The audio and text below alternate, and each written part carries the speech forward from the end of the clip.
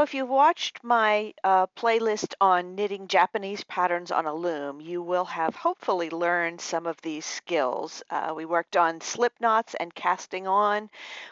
I demonstrated some basic stitches, knits and purls, and twisted knits and purls. I showed you some decorative stitches like different kinds of decreases, lifted knot stitches, and some basic cables. And interspersed in there, I also gave you a few pointers for knitting flat panels, like including a garter stitch border and turning pegs on the edges. So next we'll work on how to finish some of these projects. First, let me talk a bit about why you might want to do a crochet border. If you're doing a piece that isn't getting sewn on to anything, your work when you're finished kind of tends to stretch out different ways, and sometimes you don't want that. Sometimes you want a piece that will keep its shape really well. So this small swatch that I knitted with my pattern for practicing Japanese knit stitches, I'm just going to leave it flat. So I'm going to add a crocheted border around it to help it keep its shape really well. You can see with this piece where I've added a crocheted border, and it keeps that square shape really well. And also I usually will do the crocheted border in a different color because it gives it, a little bit of color interest as well. You can certainly do it in the same color yarn if you want that. I'm going to demonstrate with a different color yarn so that you can see the stitches.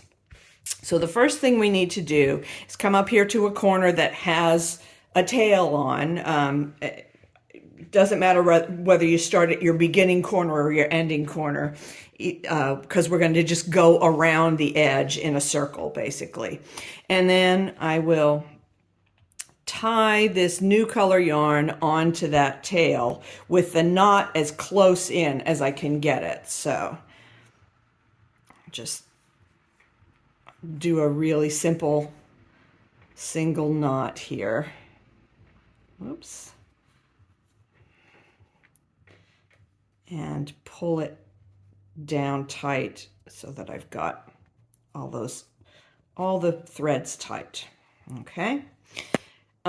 This is I believe a 4-weight yarn, and I'm using a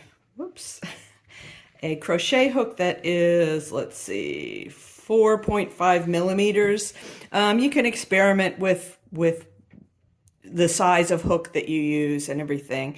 I like to have it I don't want the stitches too tight, so a little bit larger hook is good. And I'm going to do a double crochet row. So we will start with wrapping the crochet hook twice with that yarn. And if you've never crocheted before, you need to, it's a good idea to wrap the yarn around your finger a couple of times so you can keep good tension on the yarn as you're working. Now, I choose my cast on and bind off methods so that I have some relatively loose stitches that I can work with, which makes crocheting into them easier. Plus those doing the turning peg or edge stitch on the ends of my rows also helps with that when you get onto the side. So first I wrapped the yarn around my hook twice. Now I'm going to poke the hook through that first stitch. Make sure you catch both strands of the stitch.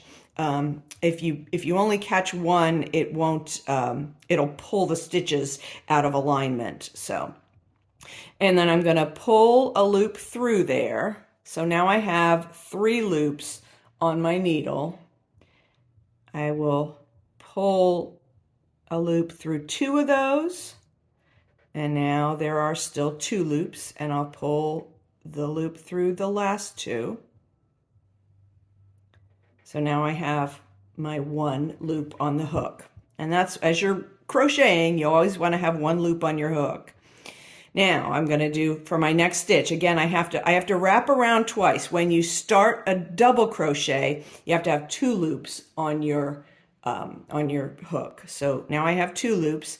I poke through the hole. I pull a loop through.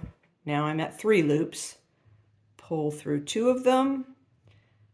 Pull through 2 more, and now I'm down to 1 loop. Before I start my next stitch, I wrap once around for a double crochet. And then it's just the same process. Pull through the stitch, then pull through 2 loops and 2 more. Then wrap for your next stitch. So you can see that this works pretty easily. Sometimes if your wraps get a little tight, it can be, you might have to work a little hard to get through, to pull the loop through them. But as you can see, and I can find the next stitch pretty easily, and it really is, it's a process that goes pretty quickly. Whoops, there I forgot to do my extra wrap before I started. Now 2 loops, pull 1 more, so you have 3 loops, pull through 2 of them, pull through 2 again, and that finishes your stitch. I'm going to turn off the camera and work my way to the next corner so I can show you how we work around the corners when we're crocheting. Okay, I've reached almost the corner. Sometimes it's a little hard to tell where the corner is as you're working. Here I have 1 more stitch on this short edge, and then this is the first of my edge stitches on the long edge or the side. So I'm going to do this last double crochet. Again, I wrap once so I have 2 loops on. Now I pull a loop through, then twice through 2 loops. Okay, now my next stitch is on the other side. So in order for the piece to lay flat, you need a little bit of slack. So we're going to add, and you can see that here on this piece. See how there's space between those stitches. So we're going to add a few chain stitches, and a chain stitch in crocheting is very easy because all you're going to do is you've got 1 loop on your hook, you're going to pull another loop through, and this makes a little bit of space. Usually I find about 3 stitches, 3 chain stitches will take me around a corner. If it seems like they're getting too tight, or if you make your chain stitches too tight, you may need an extra, but you'll have to just kind of experiment a little bit. Now I'm ready to go on to the next side and do my double crochet. So I've wrapped around. I'm going to poke through 1 stitch and then finish my stitch. Notice that going down the sides where you're working into those edge stitches that you did, the stitch looks a little bit different, but again, you're going to find your 2 loops that you want to go through to make the stitch.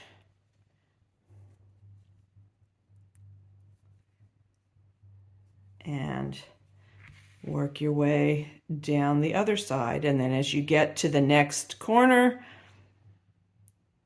you'll do the same thing. Add a few chain stitches at the corner so you have some slack to go around. Let me do another stitch and then we'll look back at that corner so you can see it. So here is our corner, and so those stitches are a little bit squashed in there, but I think that will lay flat. Yeah, that's going to give me enough slack for the corner to lay flat and not curl up. So again, I will turn off the camera and work my way the rest of the way around to where we started and show you how to finish off the crocheting. Okay, I've worked my way around to where the corner where I started, and you can see how this border really kind of makes the whole piece pop. It gives that different color around the edge, and it really defines the edge as well. So here we are. I've done my last double crochet on that corner, on that last stitch. Now I have to work around this last corner and into the first stitch that I crocheted. And you can see as I've worked, it's pulled the stitch, you know, toward all the other stitches that I was doing. So this corner, I actually have to work around a lot further. I have to go all the way from here to here. So I'm actually going to do probably 4 or 5 chain stitches at this corner, since it's a little bit of a wider space that I have to go across. So let me do that.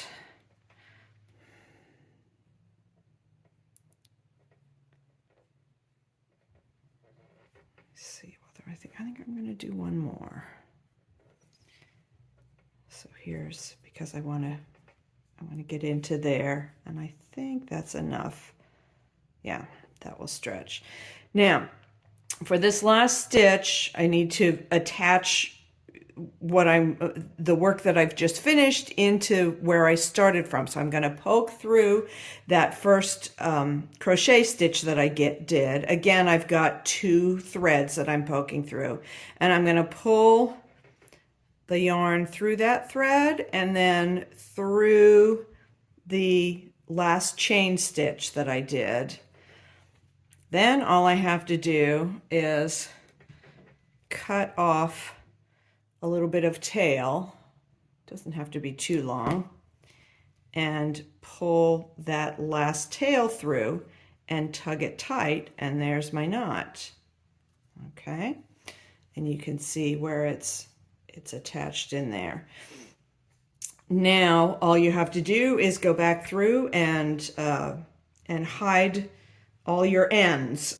Okay, I've tucked in all of my edges, and now I have a nice little piece with a beautiful edge on it that I can use under a house plant or a candle or a vase, or because I've done this one with cotton yarn, I could use it to put hot dishes on the table, that kind of thing. So it's very easy to make a beautiful little project quickly using these Japanese stitches and a crocheted border.